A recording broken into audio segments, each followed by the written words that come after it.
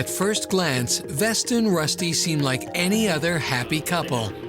They've just flown into Orlando and in the morning plan to embark on a 10-day Caribbean cruise.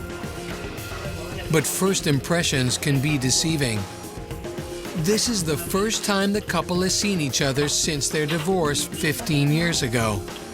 He had lost his job, we were going to lose the house, you know, it was just all too much. And I just asked him to leave, and he did. But a few months earlier, Rusty called Vesta out of the blue, saying he'd recently come into an inheritance and wanted to celebrate by taking her on a cruise. How many chances are you going to get to go on a cruise? So, 15 years after the end of their marriage, Vesta finds herself catching up with her ex over dinner.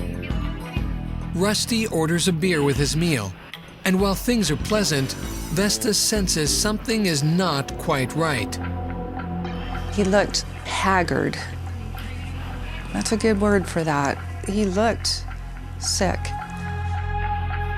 Rusty confirms he's had a tough year. He was hospitalized after a stroke, and then a diagnosis of prostate cancer.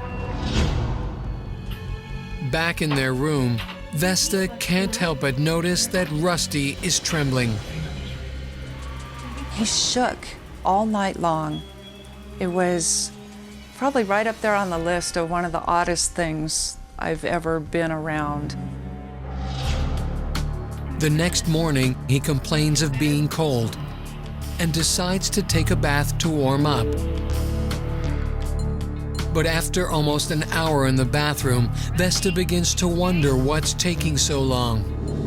She knocks on the door and enters to a chilling scene. Rusty laying unconscious in the bathtub. Frantically, she tries to revive him, but there's no response. She then calls 911, but by the time paramedics and police arrive, Rusty is dead. Unable to explain his death, police turn the perplexing case over to Dr. G. It's a very strange situation. You know, a man 43 shouldn't just drown in a bathtub. You have a thin man, looks his stated age of mid-40s. Really no signs of trauma on him at all, externally. Considering Rusty was found in the tub, Dr. G first looks for signs of drowning by opening his chest and examining his lungs. His lungs show no evidence whatsoever of any drowning. No fluid when I cut the lungs. Looks like he probably had something happen to him prior to putting his head under. Dr. G inspects Rusty's other organs. Liver 1500. But after a painstaking examination, finds nothing out of the ordinary. Liver doesn't look too bad. Looks like he might have some fatty changes. We also got the information that he might have prostate cancer and that it may be quite severe. In order to determine if Rusty's prostate cancer is the reason behind his death, Dr. G must remove and inspect the walnut-sized gland. But when she dissects it, prostate looks just fine. There's no evidence of prostate cancer at all. It looked just great. There's only one place left for Dr. G to look. Surely the answer's in the head, because he's had this big stroke. But Rusty's brain presents another dead end. There is no telltale scarring in his brain tissue that indicates Rusty ever had a stroke. In fact, Dr. G finds no evidence in any of Rusty's internal organs of either prostate cancer or of a past stroke. They all look fine. I don't really see anything. It now appears that the medical information provided to Dr. G is inaccurate. I don't have a clue what's going on with this man. As a next step, she orders her investigators to track down the man's hospital records. Okay.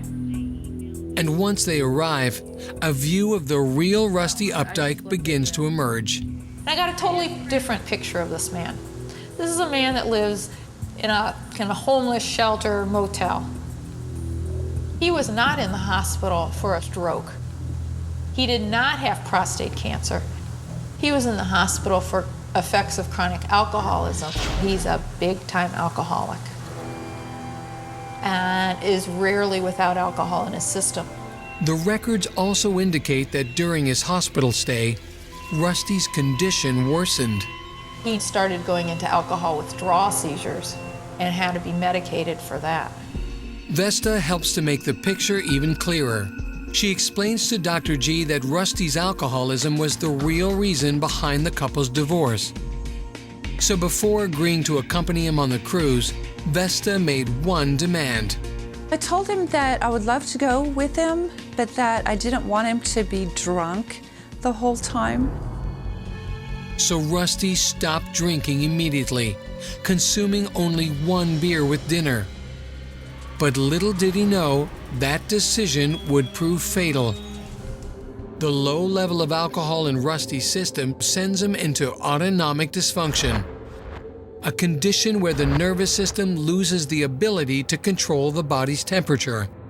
He's cold, he just feels horrible. And so that's why he ends up wanting to take a bath. He dies in the bathtub, most likely from either a seizure or cardiac arrhythmia associated with his alcohol withdrawal. With all the information in hand, Dr. G is finally able to determine that Rusty Updike's death was the result of the third largest killer in America.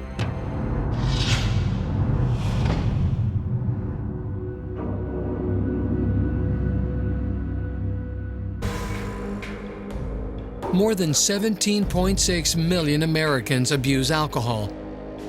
And this year alone, 85,000 will die as a result. Another 14,000 will die in alcohol-related vehicle accidents. In the case of Rusty Updike, alcohol killed in a way that many don't even realize is possible. Alcohol withdrawal is serious and is potentially deadly, as we see with Russell's death. If you're planning on withdrawing, you need the help of a professional. Detox, your physician, let them know that you plan on stopping drinking.